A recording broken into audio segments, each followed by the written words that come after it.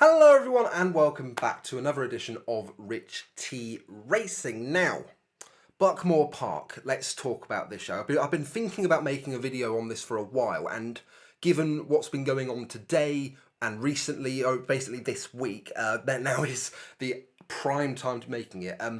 Basically, what is the situation there? Is it all doom and gloom? Is the circuit dead? Is it going bust? Is it never going to open again?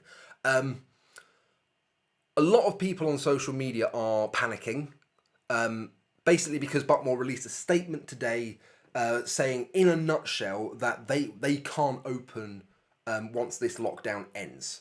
Not for the time being, anyway. They've described themselves as being in hibernation. They're waiting for things to sort of get going.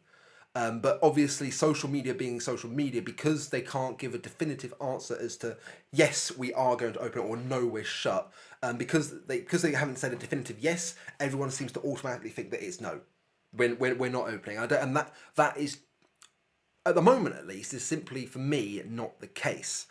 What they've said, in a nutshell, is that they can't reopen. They've lost a lot of money because they're a bigger hospitality venue. They weren't eligible for the early financial support that went to a lot of smaller businesses, and they've got problems with the insurance companies that so far haven't given them the business interruption payouts, which they've said the Supreme Court also agree that they should be entitled to that. So that seems to be a problem with the insurance. And then there's also this issue that they've made some planning applications for the big paddock car park down at the bottom.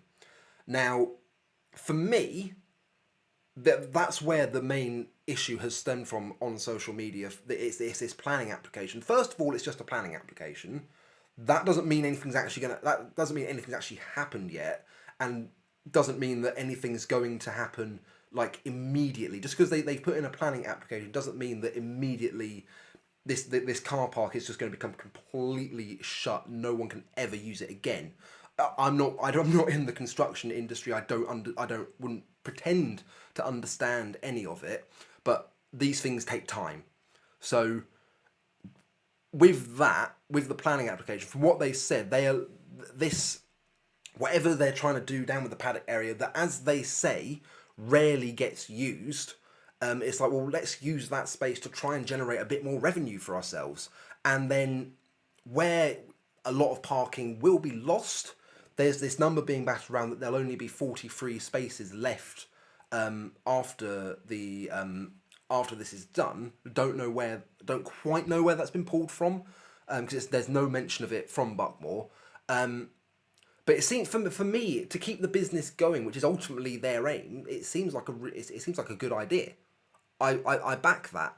And as in a conversation I've had with someone, it will just mean, certainly for Club 100, it will just mean that parking is going to become more of a pain in the arse. Even if if this number of 43 keeps getting bandied about, it's going to become a pain more than anything else. It doesn't mean that we're never ever going to be able to go karting there again. It's just going to be awkward. And another thing that I've sort of thought about, again, I haven't really put much planning into this video, but again, something I've thought about as well is, for Club 1, I'm only speaking from a Club 100 perspective here. As long as the lorry that brings all the carts along can still get in, there shouldn't be an issue with being able to feasibly go karting there. Again, parking will become a pain in the arse. If what is being said turns out to be true, where there will only be 43 spaces available, parking will become more of a pain in the arse. But it doesn't mean we can't ever go there again. It's just going to be awkward. And to be honest, I would take a bit of awkwardness. I would take it if it meant that we could still carry on going there.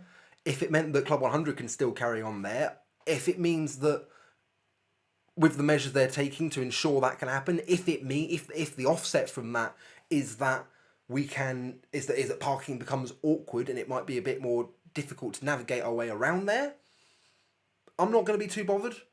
Because the idea of never being able to go to Buckmore Park again is a lot worse than, am I going to get a good parking spot? I will 100% take awkward parking over never being able to go to Buckmore again, because I don't want that. I know Buckmore is a fantastic place, and something that I think as well needs to be mentioned is that, of course, there's a human element to this as well.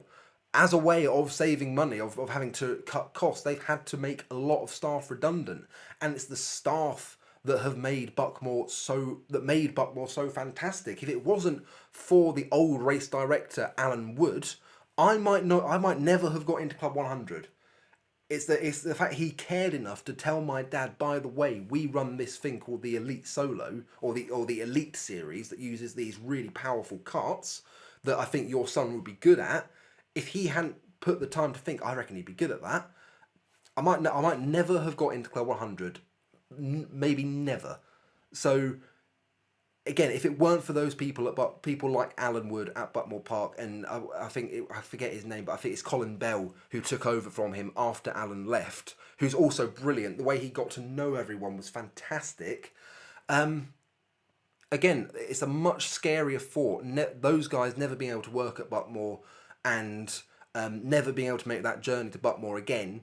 That means, again, I'm not too worried at the moment, because I think what they're doing, they are working actively to ensure that Buckmore can continue in one way or another.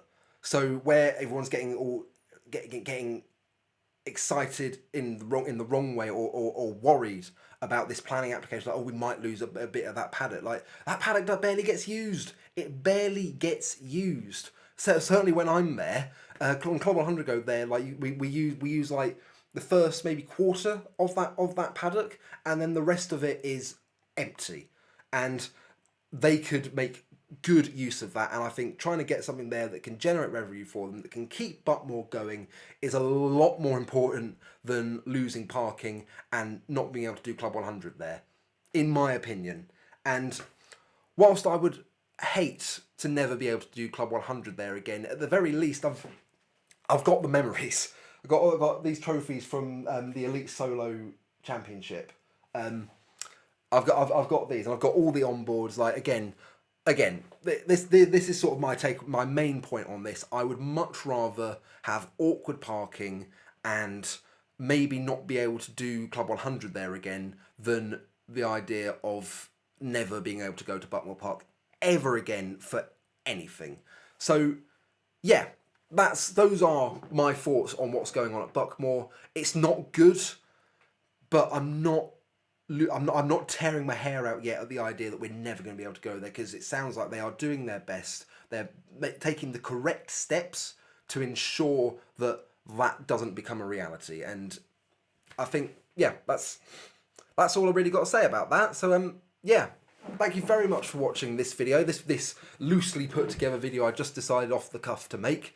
Yeah, thank you very much for watching. If you've not subscribed to the channel, please be sure to subscribe. Hit that bell for notifications as well, so that you know when a new Rich T Racing video comes out.